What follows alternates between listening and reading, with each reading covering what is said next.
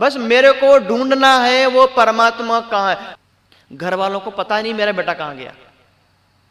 उनकी मां 7 दिन तक बेहोश रही कि मैं हिमालय चला जाऊंगा, कभी लौट के नहीं आऊंगा। 1 दिन, 2 दिन, 1 सप्ताह, 15, 20, 25, 1 महीने तक दिसंबर की ठंड में स्वामी जी वहीं उस पेड़ के नीचे ध्यान करते रहे। जब इन अंगारों के ऊपर चल करके ब्रह्मवाणी लेकर के आए हैं, नहीं तो हमें मार्ग से भटकाने के लिए, इस वाणी को ढकने के लिए पूरी दुनिया लगी है।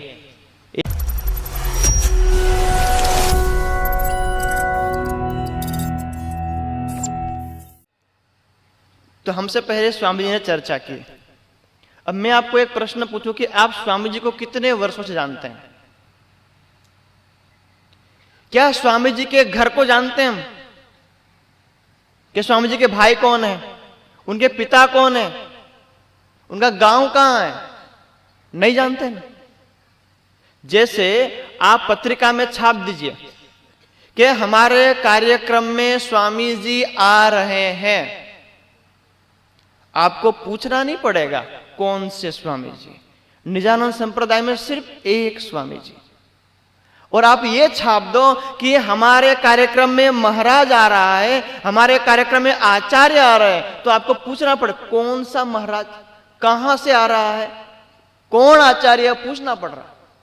मतलब बहुत आचार्य, बहुत महाराज है, और स्वामी जी के नाम पे आपको नाम ही मत लिखो, सिर्फ एक शब्द लिखो, हमारे इस 5 दिन के कार्यक्रम में, वार्षिक जो अपना जो है कलश महोत्सव में पूज्य स्वामी जी आ रहे हैं, इतना नाम मत लिखिए आप। सबके जिन्होंने दर्शन कर रखे यूट्यूब के माध्यम से, साक्षात माध्यम, उनको पता है कि स्वामी जी कौन है। तो उनके बारे में थोड़ी सी बताता हूं। क्यों? वैसे स्वामी जी को जब पता लगेगा तो मेरे को डांटेंगे, भाई तुम्हें राज्य के चर्चा के लिए कहा गया, तुमने बोलते हो। लेकिन हमारा एक जो मेरे एक अपना नियम है, वो हमें डांटते रहते हैं, हम यहां पे डटे रहते हैं। बताना हमारा कर्तव्य है। स्वामी जी के घर में स्वामी जी सुंदर साथ नहीं बने, तारतम्य नहीं लिया। उनके घर में कोई निजानंद, कोई प्रणामी नाम की कोई वस्तु नहीं है। ना उनके माता पिता, ना उनके परिवार में, ना उनके पूरे गांव में। अभी हम जाकर के कार्यक्रम करके आए। स्वामी जी अपने गांव में 42 वर्ष के बाद 42 वर्ष પછી પોતાના ગામમાં પાછા ગયા कार्यक्रम कर। 42 वर्ष,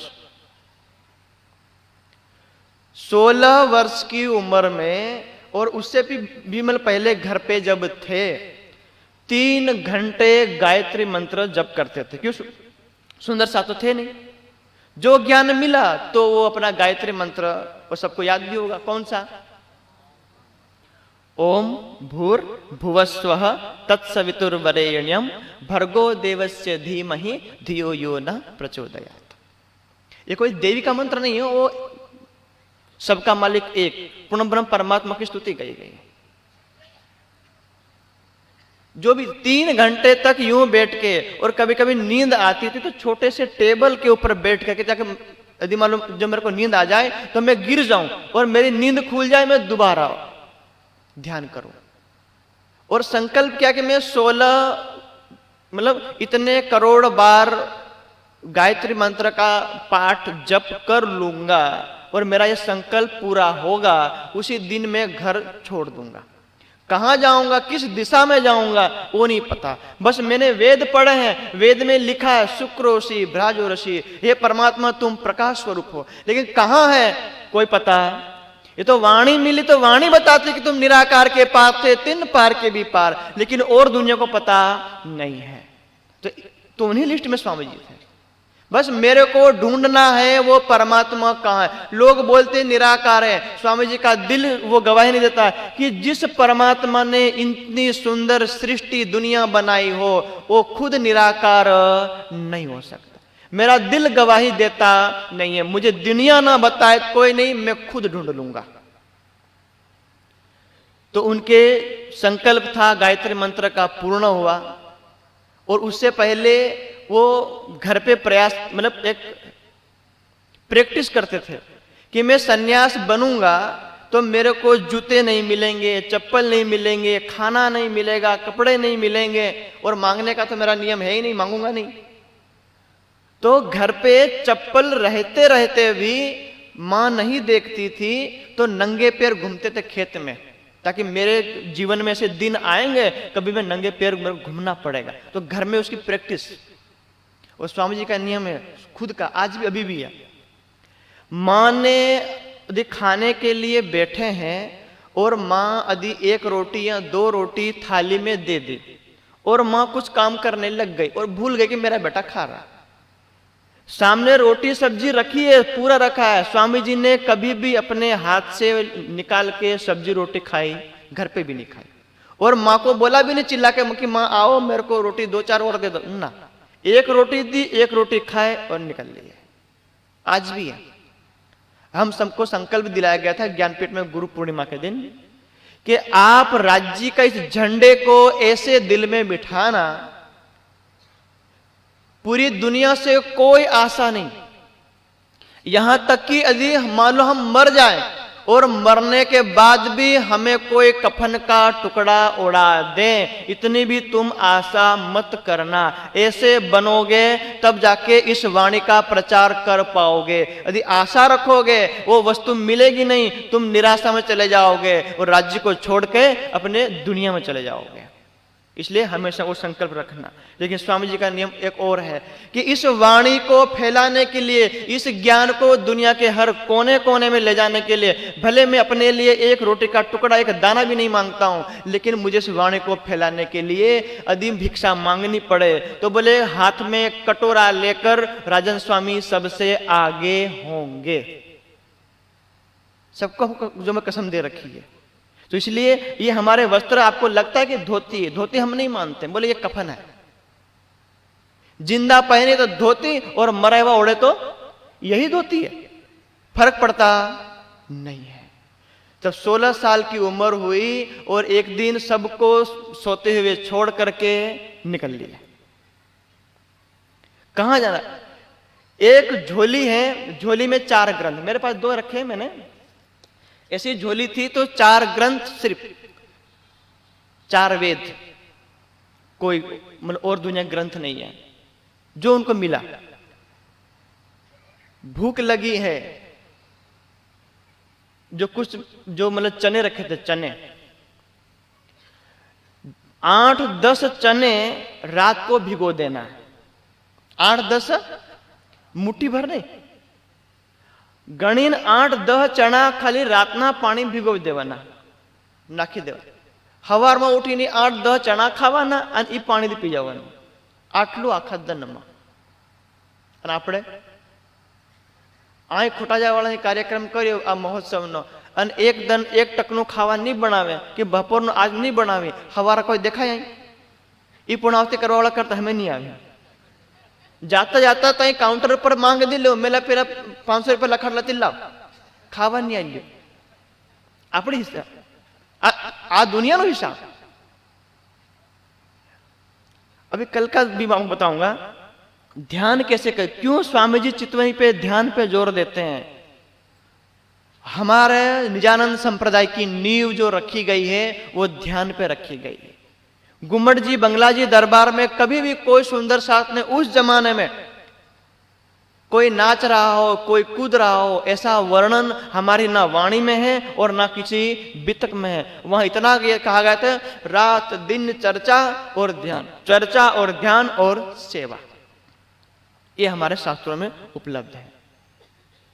भटकते रहे जंगल, जंगल में भटकते रहे, क्यों? बस मुझे परमात्मा को कोई बताए कि परमात्मा है कहां, वो मार्ग बताए, वो वेदों को मंत्र लेके वहां बोले कि आदित्य वर्ण तमसा परस्तात्, सूर्य के समान पर प्रकाशमान है, अंधकार से परे है, लेकिन वो है कैसा, वहां तक मुझे कौन सदगुरु मिले। तो ऐसे भटकते भटकते भटके तो लखनऊ की एक बहन है लता बहन जी, अभी जो उनका धामगमन हो गया है, तो उनका कहीं संपर्क हुआ। और उससे पहले का मैं बता दूं कि जब चने वने खाए वो चने भी खत्म हो गए। अब ध्यान करना है। जब ध्यान करने के लिए मानो हम एक टक या एक टाइम नहीं खाते हैं, हमारी हालत क्या हो जाती है? जाऊं तो रोटलो नहीं મળે, ખેતર नहीं जाए, આપણો नहीं, हमने अंटाडू भी नहीं खाई। पुरुषना दिमागમાં આવે કે ઉનો રોટલો કરે તો ખેતરમાં પાણી ફેરવા જાય, नहीं जाऊं। પેલી બિચારી માતા બીમાર છે, તાવ આવે ના, એ તંજીવ આવતું હોય તે રોટલો બનાવ, जिद हमारी। स्वामी जी को भाई मुझे परमात्मा को मिलना है, परमात्मा को पाना है, उसका दर्शन करना, ये जीवन व्यर्थ नहीं जाने दूंगा। ये संकल्प लेके निकले, जंगल में भटकते रहे, जहां तक चने बने थे वो चलते रहे, वो चने खत्म हो गए। यदि हमने आंवले का पेड़ देखा हो, देखा आंवले का पेड़, उस आंवले के पेड़ की पत्तियां कितनी बड़ी होती है? આપણે એમ ચીમટી ચીમટી વીણીએ તો નહીં વીણાય, જેના નોક મોટા હોય ને એવું વીણાય। કોઈ લીમડાના પાડા નહીં મળે કે આપણે જાંબાના પાડા કે આંબાના પાડા, ના, आंवला पाड़ा। कि मुझे जिंदा रहने के लिए, उस परमात्मा को पाने के लिए यदि इस पेड़ के पत्ते खाने पड़े तो मैं खाऊंगा, वो भी तोड़ के नहीं, तोड़ूंगा इसमें जीव है, मुझे पाप लगेगा।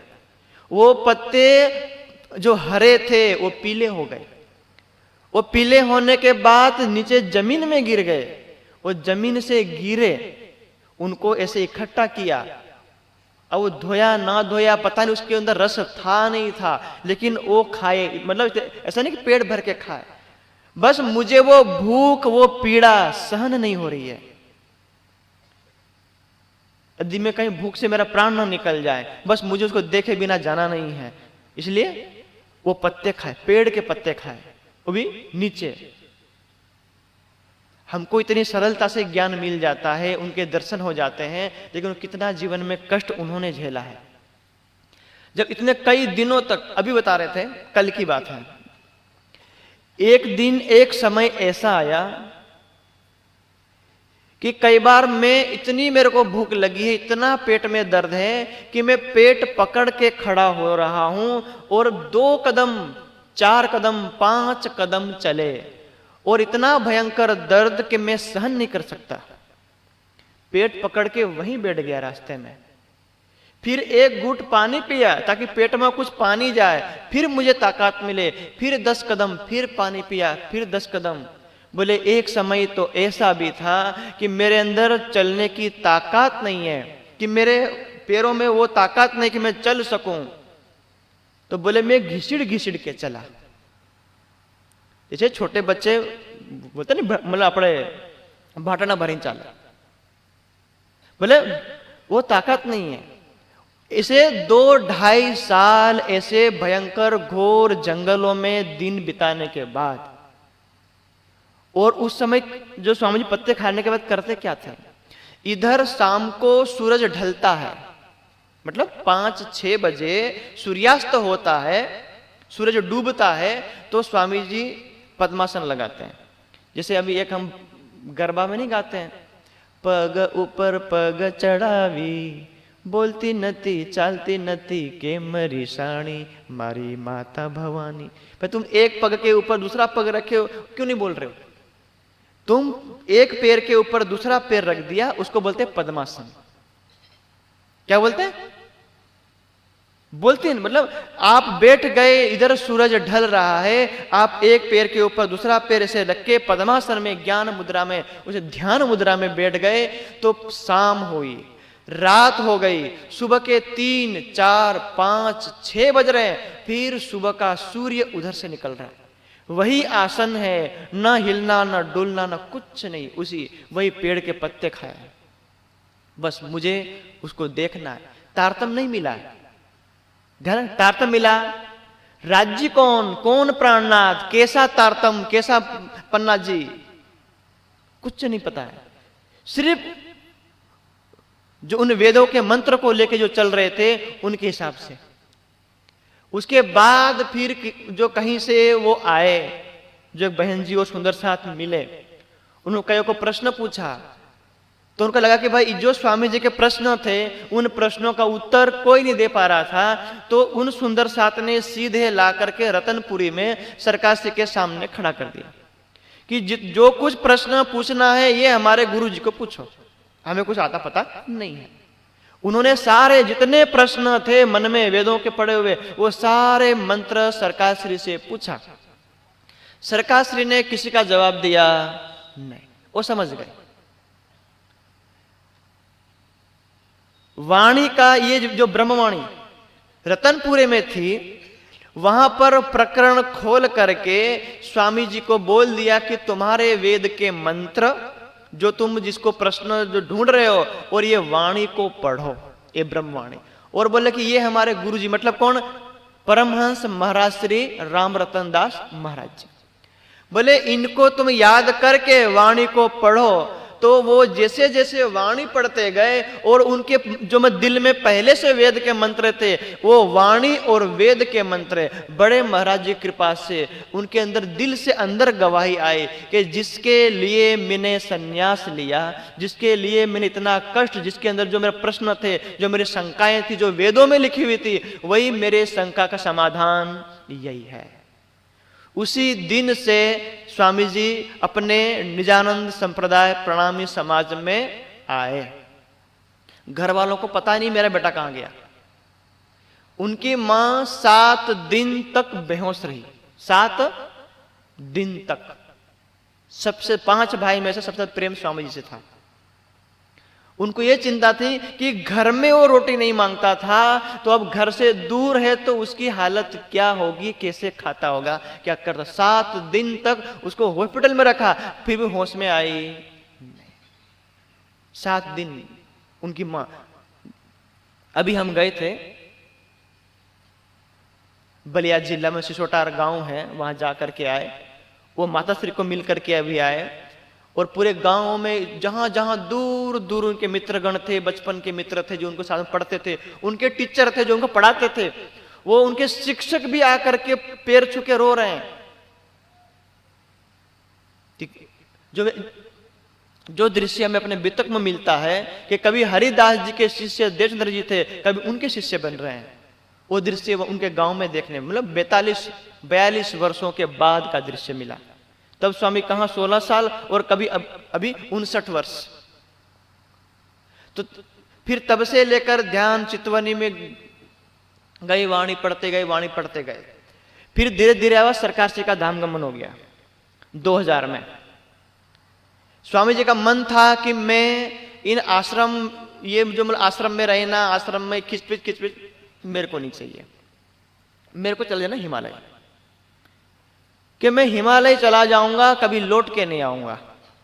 वहीं एक मतलब राज्य के ध्यान परम धाम में राज्य विराजमान है, उनकी समाधि में बैठ जाऊंगा और जो मेरा शरीर जब छूटना छूट जाए, मुझे कोई टेंशन नहीं, मुझे कोई किसी से कोई लेना देना नहीं, किसी को कोई एक कण भी चाहिए नहीं। संकल्प करके वही निकले थे कि मैं वहीं जाऊंगा। जैसे लालदास जी ठट्ठा नगर से निकले कि मैं जाऊंगा जामनगर, लेकिन श्री जी इंतजार कहां कर रहे थे, सूरत में, है ना। लालदास जी ने हाथ पैर जोड़े, वो जो पैसे मांगने वाले, भाई छोड़ दो, एक बार बिहारी जी महाराज के दर्शन करने दे दो, जो मतलब मेरा जाना जरूरी है ना। जहीं जाओ है तहीं जाओ, पर जामनगर जावा मळे। लालदास जी को नहीं जाने दिया, आखिर नहीं जाने दिया। तो स्वामी जी कहते मैं हिमालय जाऊंगा, लेकिन स्वामी जी जब राज्य को पता है कि भाई तुम हिमालय जाओगे लौट के आओगे नहीं, तो बोले तुम्हें पन्ना ले जाएंगे। कहां ले जाएंगे, पन्ना। अब वहां पन्ना का महत्व सुनना। पन्ना में गए, चोपड़ा मंदिर गए। चोपड़ा मंदिर में या पन्ना में कहीं भी स्वामी जी को रहने के लिए न रूम या एंट्री भी मिली नहीं। ये उनका मैं खंडन नहीं कर रहा हूं, मैं वास्तविकता बता रहा हूं। और तब की बात 2000, आज 26 साल हो गए। चोपड़ा मंदिर में आप जाना, अभी भी हम लोग जाते हैं तो पानी भरने के लिए कहां जाते हैं हम, चोपड़ा मंदिर के उस तरफ जो कुंड बना हुआ है, एक जो गंगा और एक जमुना। जमुना का जल हम पीने के लिए लाते हैं और गंगा का जल हम स्नान वगैरह करते हैं, हाथ पैर धोते हैं। उस गंगा यमुना के उस तरफ एक आम का पेड़ है, वो सूख गया। अभी दो पेड़ जो मतलब दो थे, एक है। उस पेड़ के जैसे में अभी जो ठंड है, तो यहां पर ठंड नहीं है, बहुत कम है। आप पन्ना जी में अभी जाइए दिसंबर जनवरी में। अभी हम सरसावा से हमारे भाई लोग ये आए हैं, 0 वहां का टेम्परेचर। हम थे वहां 3 स्वेटर और 3 कंबल ऊपर से, फिर भी ठंड हमको लगे मतलब हम जवान हैं, हम फिर भी लग रही थी अभी भी। लेकिन हम 1000 किलोमीटर इधर आ गए, ठंड कम हो गई। तो ऐसी अभी पन्ना में भी इतनी भयंकर ठंड पड़ती है, वहां 0 नहीं होता, पर 2 या 3 डिग्री हो जाता है। ऐसी ठंड में रतनपुर से आए, सिर्फ एक कंबल, ऐसा एक कंबल स्वामी जी के पास है, सिर्फ और कुछ नहीं है, एक जोड़ी कपड़ा है और जो मेरी किताब वगैरह है। एंट्री नहीं मिली चोपड़ा मंदिर में, ये पूरे पन्ना में कहीं। तो गंगा यमुना के बगल में जो आम का पेड़ है, उस पेड़ पे 2 लकड़ियां, मतलब 2 लाकड़ा आम करी और एक बीजा ऊपर आम मूकी दीदा। मतलब 2 लाकड़ा लईने आंबाना झाड़માં ખોઈ દીધા। આપણે પોરિયાની કઈક આપણે નાના આપણે કરી માળો બનાવીને તોડ નાખે, તો 2 લાકડા એ આંબાના ઝાડમાં ખોઈ દીધા અને કઈ તો સિમેન્ટનો કટ્ટો કઈક ઠેલો પડ્યો હતો, એ લાકડા ઉપર જે મૂકી દીધો। ભયંકર ઠંડ ચારો તરફથી, પણ એ આંબાના ઝાડમાં લાકડા મૂકી ઉપર ઠેલો મૂકી અને જે આવો કામળો હતો, અડધો કામળો નીચે પાથર્યો અને એના કામળા બેહી ગયા ध्यान में। भले राज्य पन्ना जी में लेकर के आए, लेकिन पन्ना जी में एंट्री नहीं करने दिया कि मैं देखता हूं तुम्हारे अंदर धैर्य कितना है। 1 दिन 2 दिन 1 सप्ताह 15 20 25 1 महीने तक दिसंबर की ठंड में स्वामी जी वहीं उस पेड़ के नीचे ध्यान करते रहे। और अभी जो सज्जन पुजारी जी हैं, जो चोपड़ा मंदिर के पुजारी जी हैं, वो पुजारी जी कभी कभी उनको खाना दे दिया करते थे, भाई कोई महात्मा आए हैं।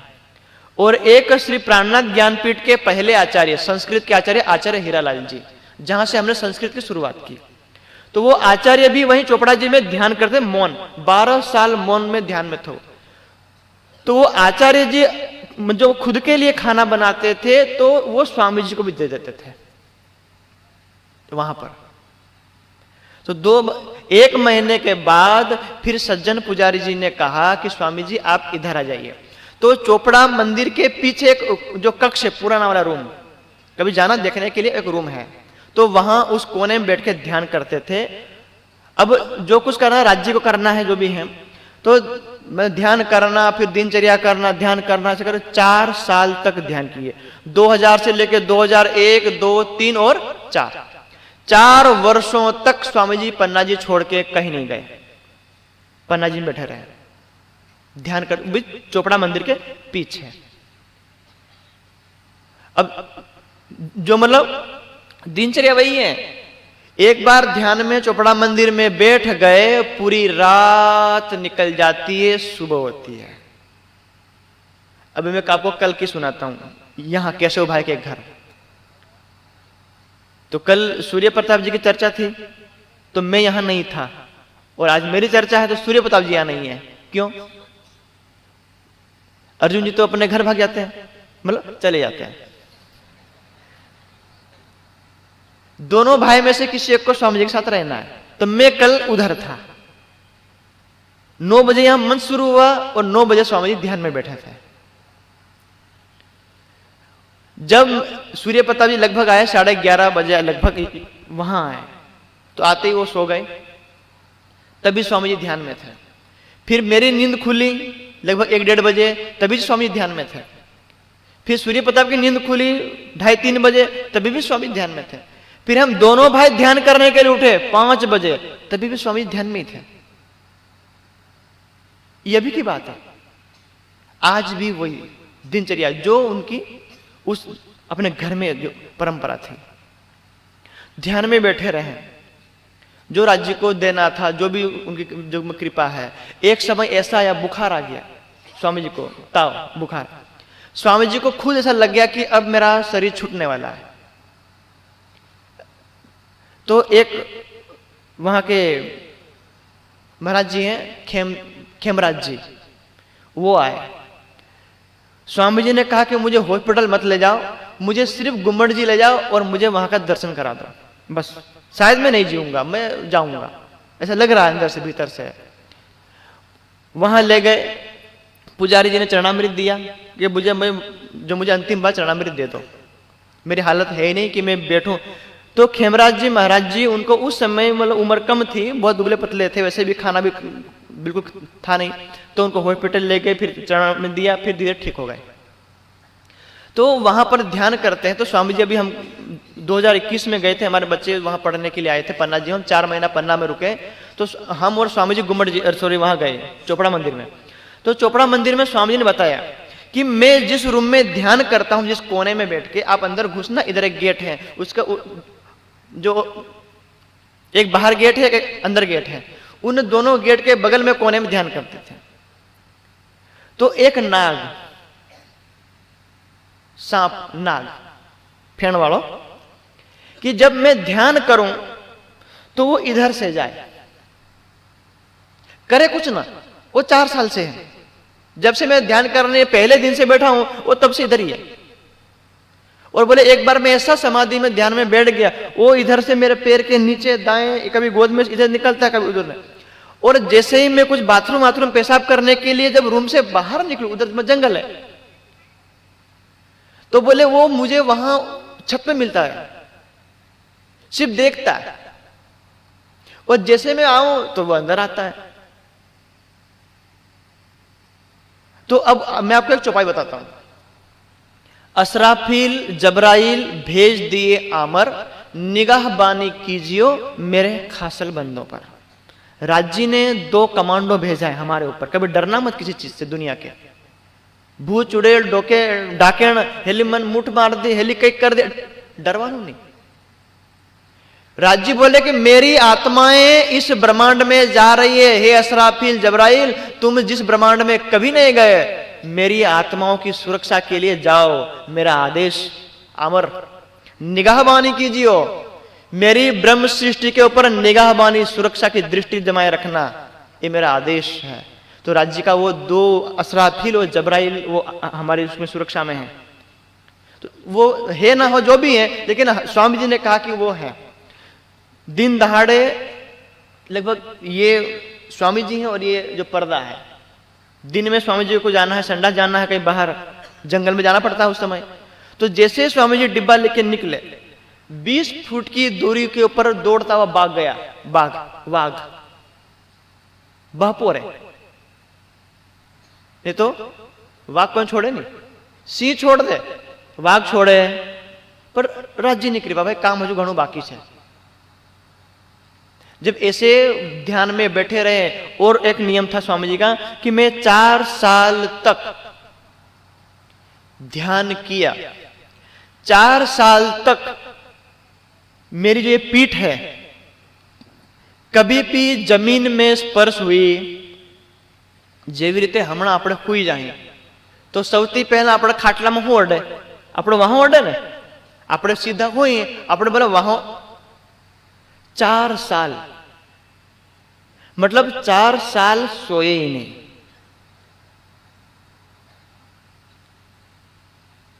4 साल, एक होती है निद्रा, एक होती है योग निद्रा। हम सोते हो निद्रा, ज्यादा खा लिया तो ओ हाँ मार को पड़ है, मन बगा हाँ आवी रे मार हाव को पड़ है, एम करीने मोबाइल भालता भालता मोबाइल दे कोण कहीं आम वखरी जाए ने खबर दिन पड़े 4-5 कलाक दाड़ो उगी निकल्यो। आ आपड़ी आ निद्रा, आ तामसिक निद्रा। एक योग निद्रा, योग निद्रा में आप ध्यान में बैठो और आपका ध्यान राज्य के चरणों में मूल मिलाव में लग जाता है, तो आत्मा राज्य को देखती है, आपका जो मन है वो मन सो जाता है। मन से परे जीव है, जीव से परे आत्मा। तो ध्यान तो आत्मा वो देख रही है, आत्मा देख रही है, उसका लाभ सुख जीव ले रहा है, तो मन सो जाता है, संकल्प विकल्प खत्म, बैठे बैठे ध्यान निद्रा में। वही है योग निद्रा। इसलिए जो भी ऋषि मुनि साधु संत हुए हैं आजकल, जितने भी हुए हैं, आप देखना हमेशा ध्यान में, हमेशा ध्यान में, अर्थात उनका शरीर नींद भी ले लेता है और ध्यान भी हो जाता है। वो होती योग निद्रा। वो योग निद्रा किसी योग्य गुरु के पास रह करके सीखें, सर्वस्व समर्पण करें, तब जाकर के आती है। ये हम अपने आप ध्यान कर, मैं भी ध्यान कर लूं और मैं भी सोऊंगी, मैं सोऊंगी, 4 दिन में हम बीमार हो जाएंगे।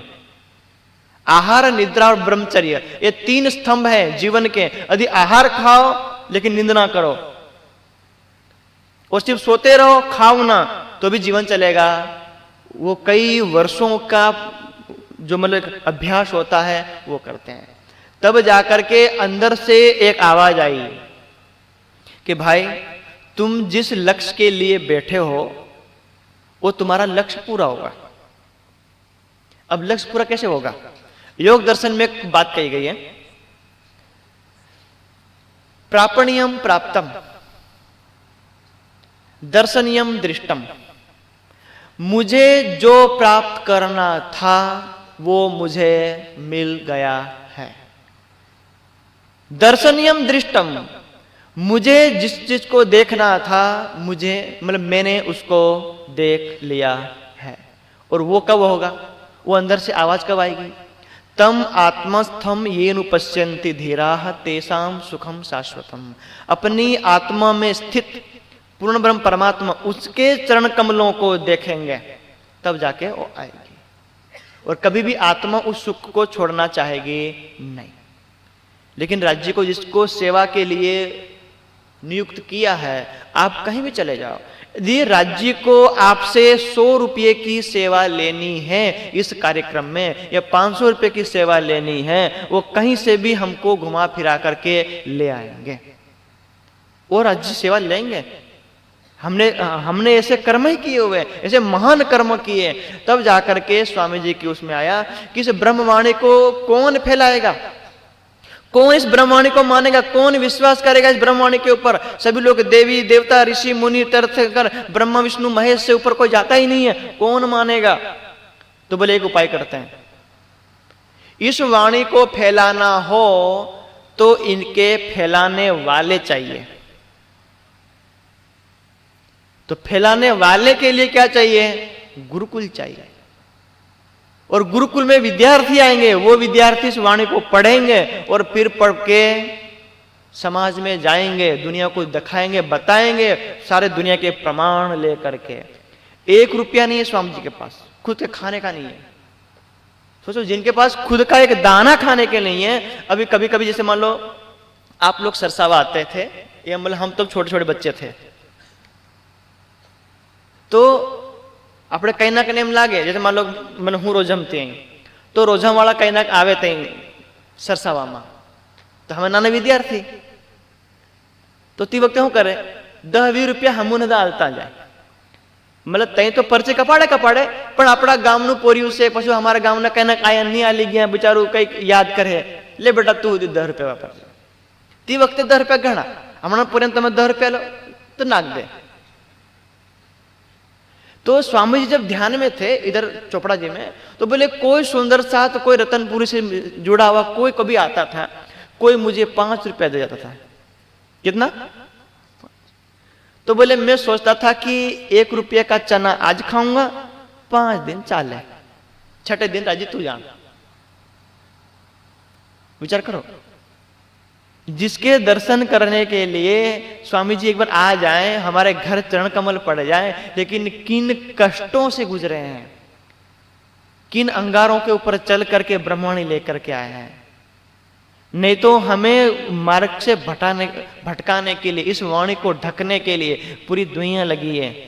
एक अकेला बंदा लगा हुआ है कि तुम जागो, तुमसे कुछ नहीं चाहिए, 1 रुपया नहीं चाहिए, ना तुमसे सोल, ना ये फूल माला चाहिए, ना तिलक चाहिए, ना ऐसा आसन चाहिए, ना खानपान। अभी जो केशव भाई के घर में रहते हैं, स्वामी जी क्या खाते हैं?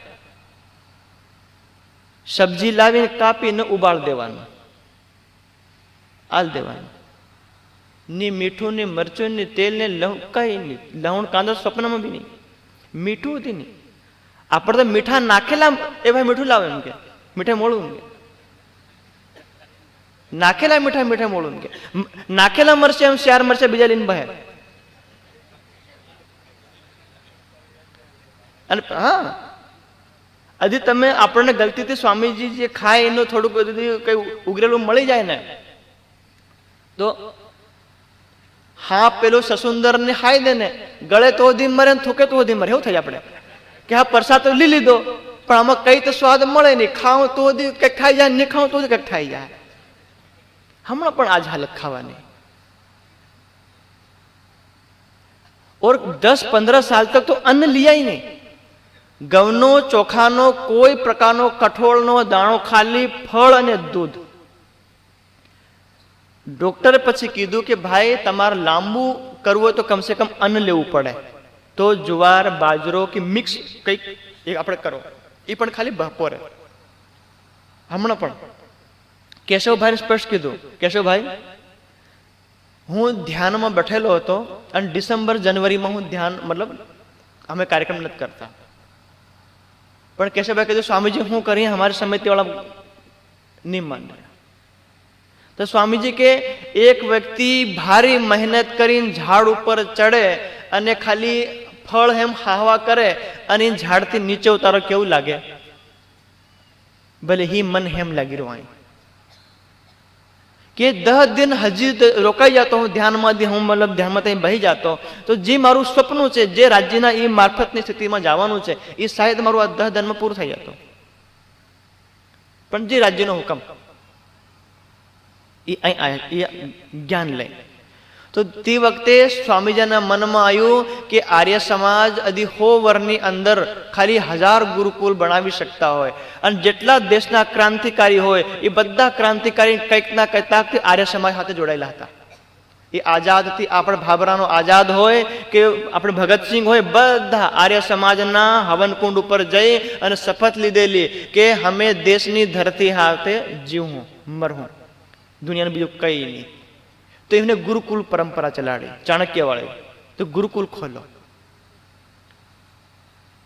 માનો 100 કરોડનું હું મંદિર બાંધું, 100 કરોડનું ઈટીઓથી સોનાને, ચાંદીને, તાંબાને 100 કરોડથી હું ગુરુકુળે કોઈ બી બાંધે, આપણે બધા બાંધી, કોઈક એક આત્માનું ભલું થાય?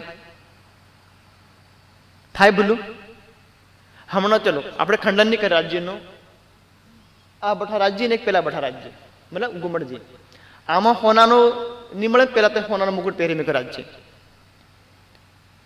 14 કરોડનું હોનું રાજ્ય પહેરીને બઠા માથે પહેરે તો ગુમડજીમાં. કેટલા કરોડનું? 14 કરોડ. અને હિની ઉપર કબૂતર જાન બહે और भाड़े रोज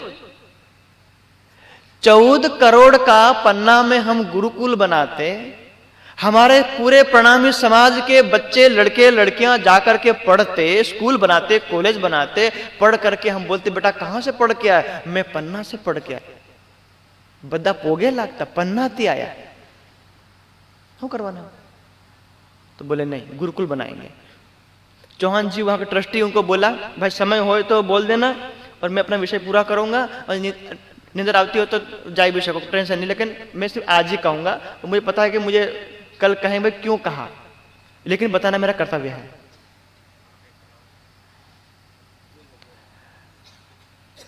चौहान जी को बोला कि आप जमीन देखिए. तो चौहान जी ने वहां सरसावा में बहुत जगह दूर दूर जमीन देखी, रतनपुर में बहुत दूर जमीन देखी, जो भी है जमीन देखी. तो जमीन देखी 35 लाख, जो वर्तमान જેટલું જ્ઞાનપીઠ બાઉન્ડ્રી બને છે 35 લાખ. 2005 ની વાત, હમણાં 2026, હમણાં તો કમ સે કમ કઈ કરોડ રૂપિયાની જમીન થઈ ગઈ. 1 રૂપિયો નહીં, બધા આખા પન્નામાંથી ધ્યાનમાંથી ઉઠ્યા અને સુંદર સાથ પેલા માણિકભાઈ વડોદરા વાળા જે કન્યા ગુરુકુળનો જમીન આપવા વાળા 50 લાખની જમીન એમને દાનમાં આપી દીધી માણિકભાઈ, અને કેટલા કરોડ રૂપિયા દાન કરી દીધા માણિકભાઈ આપણા માટે. તો ત્યાંથી નીકળ્યા અને આપણા અહીંથી મતલબ અમારા ગામમાં બી આવેલા 2005માં લગભગ. તે વખતે હું લગભગ 9માં ભણું ખેરિયામાં, જાદા ખેરિયા સ્કૂલમાં. તો સ્વામીજી કીધું કે ગુરુકુલ બનાવવાનું છે સુંદર સાથ પોતાના છોકરા કે તે વખતે આપણે છોકરીઓનું ગુરુકુલ નહીં હતું, सिर्फ लड़कों का गुरुकुल। बोले सिर्फ 5 साल के लिए अपने बच्चे को दीजिए, 5 साल के अंदर हम बीतक वाणी और संस्कृत पढ़ा करके धर्म का प्रचारक बना करके आपके ही इधर सौंप देंगे, ताकि आपको भी धर्म का, राज्य का एक ज्ञान मिले और प्रचार करे। कई माता, जैसे आप जो मतलब माताएं बैठी हुई हैं, कई माताओं ने बोले कि मेरे घर में पैसे नहीं हैं, और जो अपने हिंदू समाज में एक परंपरा है कि कोई भी स्त्री अपने गले से मंगलसूत्र कब उतारती है, या हाथ में से जो कामड़िया मतलब काहरे तोड़े घर वाला धामगमन થઈ જાય। लेकिन राज्यની આ સેવા કરવા માટે કઈ કેવી માતાઓ આપણા સમાજને સુંદર સાધના દી, એમના ચરણ કમલની ધૂળ દી મળે તો જ આપણું ભલું થાય। કે મારા પતિ મારા ઘરવાળાને ખબર પડે એવનું પેલું આપણે બગસરાનું નહીં આવે, પેલું મતલબ હોનાની જેમ ચમકે બીજું આવે, આપણે જે મતલબ 200 આપણે મતલબ 100-200 रुपये पहरी।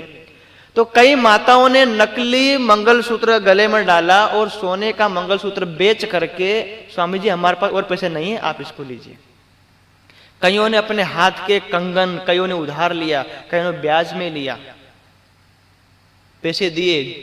कहीं से अपने दावत का भी नाम वहां लिखा हुआ सरसाव में, सामूहिक दावत गोधरा वडोदरा, दिल्ली से लेके पंजाब से लेके कानपुर, सब बहुत सुंदर दिया। 35 लाख रुपया दिया, दे दिया उनको। और स्वामी जी वहां गए, जमीन देखी और जमीन को देख करके बोला चौहान जी कुछ भी हो जाए इसी जमीन को लेना है। और उसी को क्यों लिया? बीतक पढ़ना, जो अपनी बीतक, बीतक में जब श्री जी और सुंदर साथ हरिद्वार के मेले में, कुंभ का मेला लगा हुआ था विक्रम संवत 1735 में, दिल्ली से चले तो शाहजहांपुर रुके और बुढ़ाना गांव, 2 गांव में रुके श्री जी। उस समय विक्रम संवत 1735 में रुके। वो गांव सरसावा से जस्ट 5 किलोमीटर पीछे। और जो सरसावाला का जो शहर का जो रोड है, वो रोड जो जो अभी हाईवे बना, वो हाईवे भी 3-4 साल पहले बना। उसी सरसावा से होते हुए ही तब से लेकर आज तक हरिद्वार जाने का मार्ग वही था। तो श्री जी गए, चाहे सुंदर साथ गए, हरिद्वार गए, हरिद्वार से वापस आए दिल्ली, तो मार्ग कौन सा था? सरसावा के बीच में जो अपने जो निकला है वही मार्ग था। तो कहीं न कहीं ऐसा लगा, किसी में जो आजकल हमारे पास मतलब गाड़ियां हैं, तो आज हम यहां से चले तो 500 किलोमीटर पार। उस समय क्या है, दिन भर चलते रहो, रात को रुक जाओ बाग में। तो हो ना हो ऐसा कि जो सरसावा का जो बाग है, आम का पेड़ है, वो पहले ही बड़े बड़े पेड़ रहे हैं, वो पेड़ को जो मतलब काट वाट के, तो स्वामी जी को ये एहसास हुआ कि श्री जी और सुंदर साथ के चरण कमल इसी धरती पे पड़े हैं और कोई मतलब बड़ा काम होने वाला है। इसलिए मेरे दिल में यही भाव आ रहा है कि इसी जमीन को लेना है। लिया, 2005 में नींव डाली, शुरुआत की 2006 7, 8, 9 मई महीना में उद्घाटन हुआ। हमारे दिल में भी था मैं भी जाऊंगा, घर वाले मना कर रहे थे। उद्घाटन से पहले विद्यार्थी, अभी तो गुरुकुल का उद्घाटन भी नहीं हुआ, सबसे पहले पहुंचे दाहोद से मैं और सूर्य प्रताप जी, सबसे पहले। और भी विद्यार्थी आए, वो उद्घाटन के बाद में आए। हम जब वहां गए, 5 कमरे, साफ सफाई नहीं है, मिस्त्री काम कर रहे हैं, प्लास्टर हो रहा, कलर हो रहा, ये हो रहा, यहाँ मिट्टी डालनी। 7 दिन तक हम वो मिट्टी को लेवल करने में, लेटरिन बाथरूम धोने में, रुमाल वगैरह सब धोने में, धुलाबा हमको लेके गए। माँ हमारी जो मतलब नाराज हो गई, पिताजी को बोला कि तुम अपने बच्चों को भेज रहे हो। हमारी बुआ आकर बोली तुम्हारे घर दाना नहीं हो, पोरियान हमारे घर मोकल दो, तई भिक्षा मांगो का मोकलन के। पिताजी बोले बेटा संसार में कुछ नहीं, तू जा, जो कुछ होगा घर में हम झेल लेंगे, हम देख लेंगे। हम गए, रहे, घर की याद आई, पढ़ाई। स्वामी जी ने अपने बच्चों की तरह हमको रखा। कभी किसी को कोई प्रकार का दुख हुआ, स्वामी जी तब जनरल डिब्बे में जाना, जनरल बस में जाना, कोई स्लीपर टिकट नहीं, कोई कुछ नहीं, साइकिल वाले रिक्शे बैठ के आना, ना लाइट की सुविधा, ना कुछ नहीं। सब खाने बैठ रहे हैं तो एक हाथ से खा रहे हैं, एक हाथ में पंखा है सबके हाथ में। इस जो स्वामी जी हैं, हम हैं विद्यार्थी, आचार्य कोई, किरण माता जी से लेकर के और आचार्य जी हमारे थे, आचार्य हीरालाल जी और चंद्र गुरु जी एक थे, हमारे आचार्य वेद मित्र जी, सब आचार्य दिन रात मेहनत कर रहे हैं। गाय स्वयं को मतलब वो करना है, खेती स्वयं करना है, घास काट के लाना, खुद खाना बनाना, कुछ नहीं। एक ड्रेस, एक धोती, सॉरी मतलब एक झब्बो ने एक कुर्तो। ક્લાસમાં જાય એટલે પહેરવાનું અને ક્લાસમાંથી પાછા આવે એટલે ખાલી ટુવાલને કેહડવાળ દેવાનું, टुवाल धोतिया नहीं। उस समय पढ़े। स्वामी जी ने बोला बेटा विद्वान बनना है तो संस्कृत पढ़नी पड़ेगी। मैं और सूर्य प्रताप ने हमने संस्कृत चुना। स्वामी जी ने आदेश दिया है कुछ भी वो संस्कृत पढ़ेंगे। तो वहां से दूर गए, आर्य समाज से गुरुकुल में राजस्थान गए, 2.5 साल वहां रहे, फिर हरियाणा में रहे, फिर बेंगलोर गए, तो 8 साल तो हम ज्ञानपीठ से बाहर रहे। वाणी और चर्चा प्रवचन जो करना मैंने दाहोद में आके सीखा है। जब आप बुलाने लगे तो मैं सोचा मैं जो संस्कृत कौन सुनेगा, वहां तो वाणी सुनेंगे। फिर मैं पढ़ने लगा। मेरा और सूर्य प्रताप जी का विषय वाणी भी तक है ही नहीं, हमारे दोनों का विषय है संस्कृत। आप संस्कृत 8 साल क्या 10-20 साल तक पढ़ते रहो, हम 8, 10, 15 साल तक आप संस्कृत पढ़ा देंगे। लेकिन राज्य के भाई तो इसके साथ साथ ये भी करना है। तो वो मतलब तब से 12 विद्यार्थी थे। परमधाम में 12,000 है और हम पहली बार कार्यक्रम हुआ, उद्घाटन हुआ, सारे लोग 3 दिन का उद्घाटन के बाद आ गए अपने अपने घर। तब गिना गया कि कौन विद्यार्थी यहां रहेगा, तो बोले 1, 2, 3, 12। उन 12 में से 7 लोग तो हम दाहोद के ही थे, 7 लोग तो हम। तो जो मतलब भंडारे में जो मतलब कार्यक्रम हुआ 7 दिन के बाद अर्जुन जी आए। फिर हमारे मतलब बाद में दोस्ती वोस्ती हो गई, सब वहां पढ़ने लगे, सब बराबर जो मैं पढ़ाई की। तब 5 कमरे, फिर 10, फिर 20, फिर लाइब्रेरी, फिर मंदिर, फिर रसोई, फिर गौशाला। इसका करते करते एक अकेले के दम पे सोचना, एक पैसा नहीं है, कहां से कहां वो कर दिया। अभी अपने पूरे समाज में, मैं किसी की निंदा नहीं करता हूं, हमारे पास 3 पुरियां हैं, जामनगर, सूरत और पन्ना जी में। जितना बड़ा पुस्तकालय लाइब्रेरी सरसावा में है, इतना बड़ा तीनों पुरियों में नहीं है।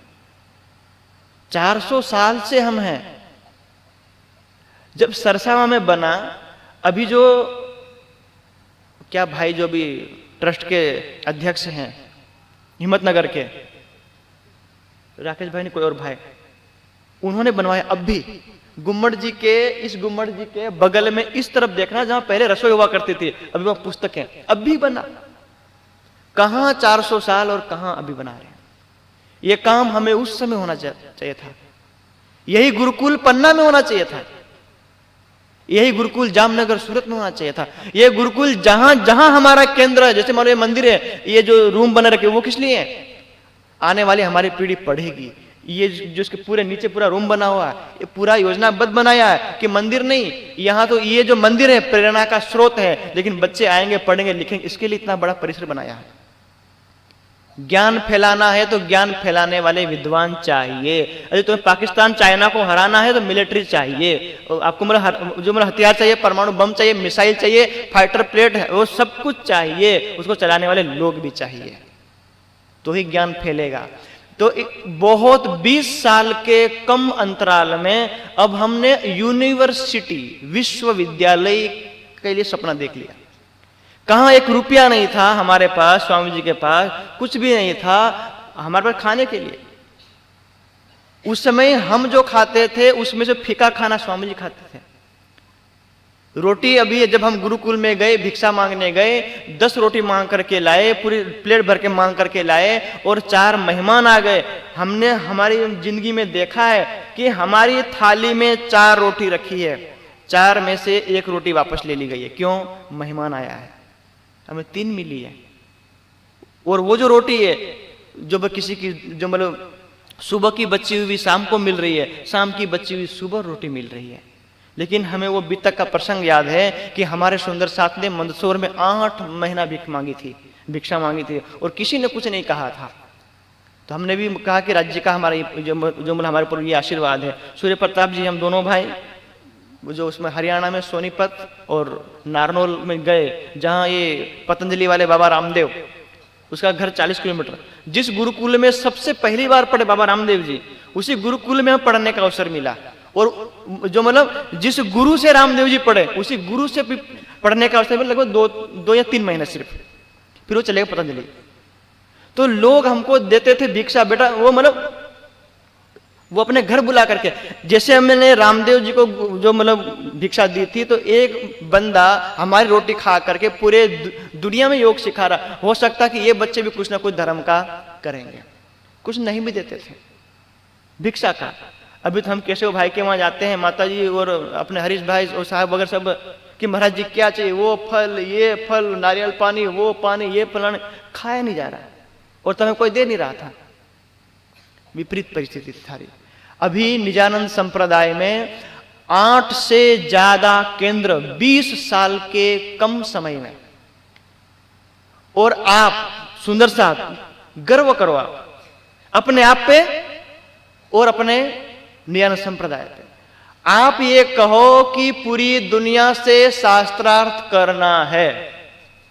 पूरी जिस किताब में आज जो सूर्य प्रताप जी ने लिखा ना, ब्रह्मोच्छेदनम, ब्रह्म, कोई हमारे संप्रदाय के ऊपर अंगुली उठाए, आक्षेप करे, हमको गलत बताए, उसका जवाब उसमें है।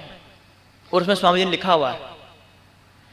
हुआ जिस व्यक्ति ने आक्षेप उठाया उस व्यक्ति को कहा गया, तुम चाहो तो सारे सनातनी मिलके हमसे शास्त्रार्थ कर लो कि परमात्मा कौन है, कहां है, कैसा स्वरूप है, हम हिंदू है या मुसलमान है, हम तुम्हें बताएंगे। लेकिन कहां बताएंगे? अपने दुश्मन को हम बोलेंगे भाई तुझे देख लूंगा, लेकिन कहां देख लेगा? युद्ध के मैदान में, युद्ध के। और ये नहीं ये दिन किने ना किया मुकर्रर, समय आएगा एक दिन इस पंजे के नीचे, गुम्मट जी के पंजे के नीचे पूरी दुनिया झुकेगी। योग माया में तो पूरा ब्रह्मांड झुकेगा, लेकिन ये समय यहां आएगा। ये सनंद ग्रंथ में ये जो मतलब सब जो मैं सारी बातें लिखी गई है,